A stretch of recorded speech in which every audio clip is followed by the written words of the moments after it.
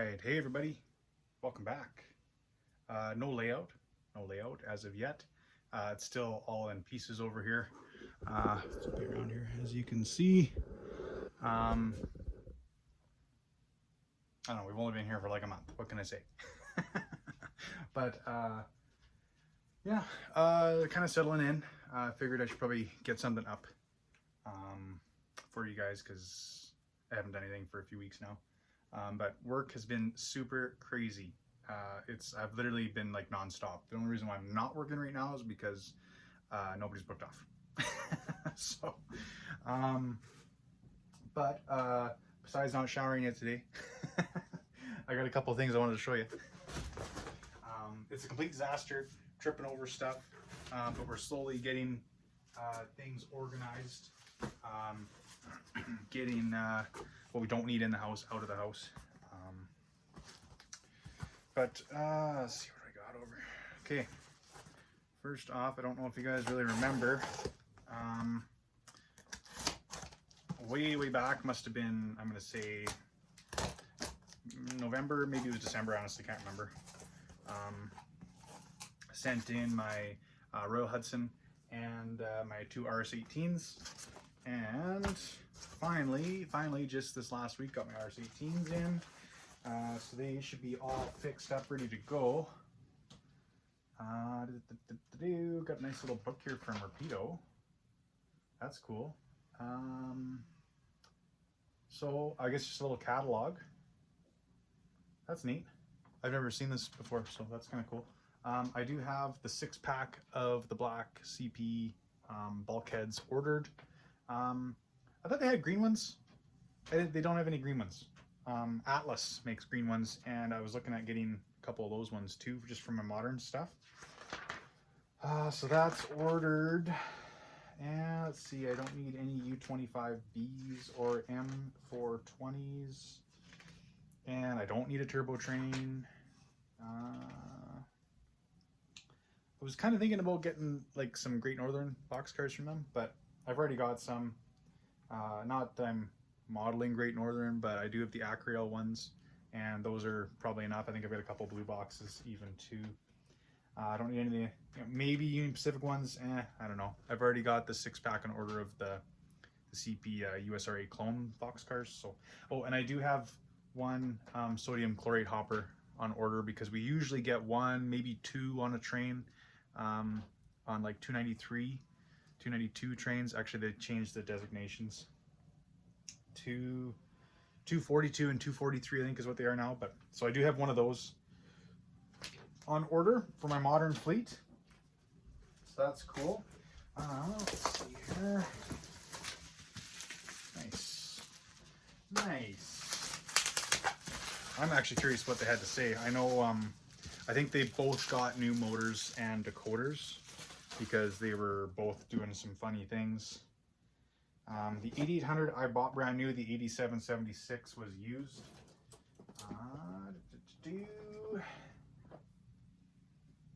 Probably the most intense unboxing ever. Wow, repaired on, oh no, that was my old one. Here we go, here's the new one.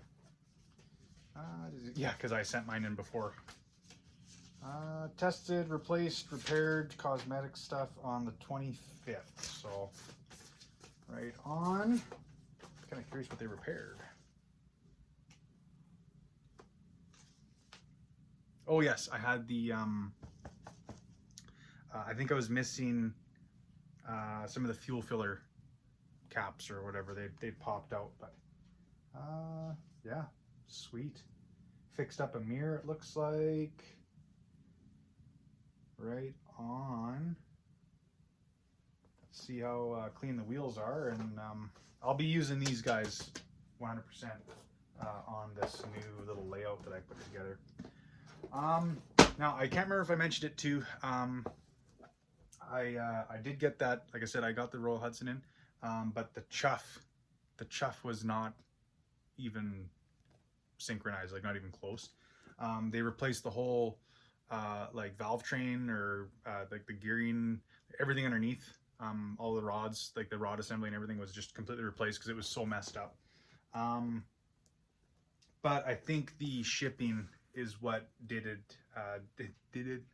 Did the synchronization. It messed right up the shipping, handling, bouncing around, and everything. Is I talked to Rapido about it, and they said, yeah, it's probably shipping. It's so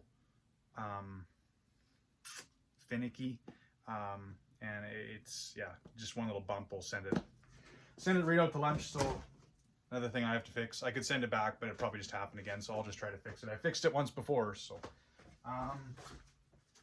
last but not least,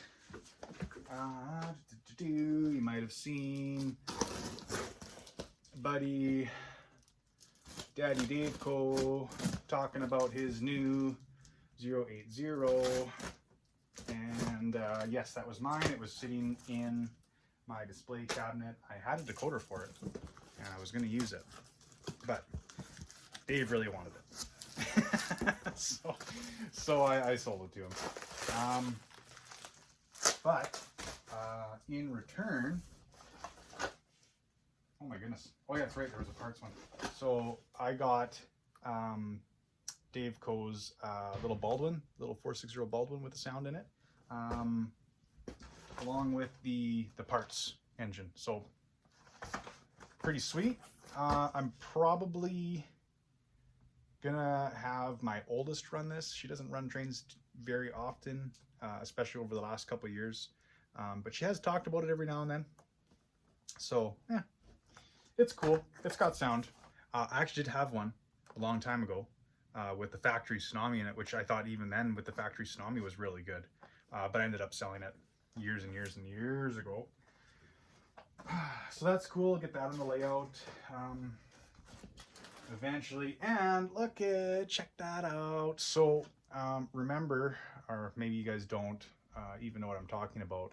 So Dave Co had bought another 080, and it did not work on his layout. It just did not like the curves or whatever it was. So and then he also had some issues with the linkages in like the rods and stuff. So he just sold it to me. So that's kind of cool. I probably won't get to it right away. I got, obviously I got to build a whole new layout. So but I know like these are decent models, so I'm pretty excited to still have one. And Dave kept the sound that he ordered for it. He kept it in it for me. So respect right there, man. And yeah, I think we worked out a good deal. I think we're both pretty happy with it. So, but yeah, we'll get it back together. I'll figure out how to do a little repair on the rods. I think one of them is not connected. I can't quite remember. I'm still really trying to get caught up in all this model train stuff. Never ran a TCS WOW sound, so this will be cool. So I am really excited to get working on this stuff. It's just work has been just taking everything out of me, and then being back in the city too. The place that we're renting, the yard wasn't taken care of for 10 years. So we've been busy. Seriously, since we moved in, we've been busy cleaning up the yard and everything like that. So it's taken a lot out of us. But anyways, and to the first day being in the city, somebody backed into my Supra. Come on. So finally getting that figured out too. That's gonna go in the body shop hopefully next week. Get a new fender, get the hood repaired, new headlights, new front bumper. There's a couple other things that I'm getting fixed on it as well. There's some previous damage from owners before me. That's going to get all fixed. I'm going to get it sanded, primed, basically ready to go for a wrap next year.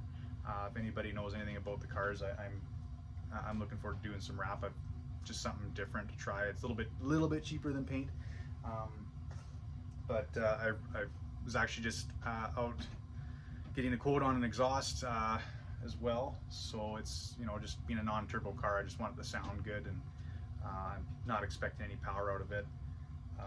Probably, yes, do a turbo swap. I know it's a Supra, it's going to be turbo, it's going to be manual. And it's guys, beggars can't be choosers right now. Okay. Picked this thing up last fall, dirt cheap, and I love it. You say whatever you want, it's a Mark IV Supra. So I haven't seen another one driving around the city for years now, so I get people stopping all the time, looking and talking about it, asking questions and taking pictures and shit like that. So pretty cool. If I do turbo it, I'm probably just gonna go 1.5 JZ, if anybody knows what I'm talking about. Basically just taking the head off of an earlier model turbo engine, JDM turbo engine, and bolting it right on top of the 2J block. And then probably an RM54 5-speed with it, because the V160 Getrag's like upwards of $15,000 for a 6-speed. I don't think so. No, not happening. You know, maybe a $1,000 for an RM54 5-speed. That's pretty reasonable. W58s I've got one, but I think if I'm going to turbo, I'd probably go with an RM54. So yeah, sorry for that little bit of rambly nonsense that probably nobody understands what I'm talking about, but I did get a couple things in. Thank you, Daveco. Thank you, Rapido. I will have a computer hooked up to the internet and maybe a webcam eventually. So be able to maybe do some sort of better live streaming rather than just the phone. Maybe. I'm going to update my JMRI. Hopefully I can program my Tsunami 2 decoders that I have, because it won't let me do that right now. I guess actually before I go, I am going to do, because I haven't really mentioned anything actually, probably 4 by 14 feet. So it's going to be similar to what I had before when we lived in the city. It was a 5 by 20. I did have a 4 by 12 at 1.2, and I built the 5 by 20 off of that layout. So 4 by 14, that'd be 3 pieces. I can easily take it apart and move it around, get it up the stairs or whatever. End game is I would like to put it on display. If it is nice enough, if it's up to snuff and looks good. So it's gonna go kind of right here. So just imagination. Okay, it's gonna go right here, and I'm gonna have a little offshoot that'll kind of come out here and wrap around the back of the desk, or sort of over top of the desk. That's gonna be like a staging yard and engine storage engine facility. Probably, yeah, I'm going to try to keep most of that stuff off of the layout to free up space for actual scenery and buildings and stuff like that. So I've kind of showed a couple guys kind of roughly what my plans are. I just got to kind of put it into motion here. I'm not going to have anything on the very far side against the wall, because I won't have any room. It's going to be right up against the wall. So everything on the layout is going to be accessible on this side with the camera and myself right now. It'll just be basically a giant loop and kind of a siding or something, a couple offshoots, and then all my industry will be within arm's reach on the outside of the layout here. So on the back here, I do have a little bit of room. I might try to wrap it around and kind of run along the wall a little bit. Just give me a little extra room for some ops, some operations, switching, a couple more customers just off layout. So, and bonus, I don't have a super annoying furnace that kicks in every 10 minutes when I'm filming. So, yeah, I've got the, I've got the anti-fatigue mats down. The floor is actually kind of nice to walk on right now. Otherwise, it's just a cement floor, cement walls. I'd probably try to put something up, and again, no ceiling, so I'm gonna put something up on the ceiling. It's all good. Like I said, it's been busy, Supra, yard, moving, work. My boy's in baseball. He wanted to do baseball this summer, so he's doing that. So the evenings that I'm home, we try to get out to see that too. So Wife should be driving again soon. We're just waiting to hear back. We need a letter from the provincial government. Gives us a little code, and then we can go get her driving test done. She passed all of her, what the heck would it be? Whatever. Assessment. That's what it was. We had to go to Calgary for that. So, yeah, no, it's crazy. Yeah, I got to put a fence up in the backyard. That's what I have to do. No, the landlord isn't going to do it, so I have to. Yeah, I could just keep going here, guys, but I don't want to bore you. I've talked long enough about everything that I can think of, so. But yeah, things in, making some progress, layout, dimensions, ceiling, walls, yard. I don't know what else to say right now. So I don't know if I'm gonna get anything up next week, but I'll try. I just want to let you guys know I was still here and doing stuff. So until next time, take her easy.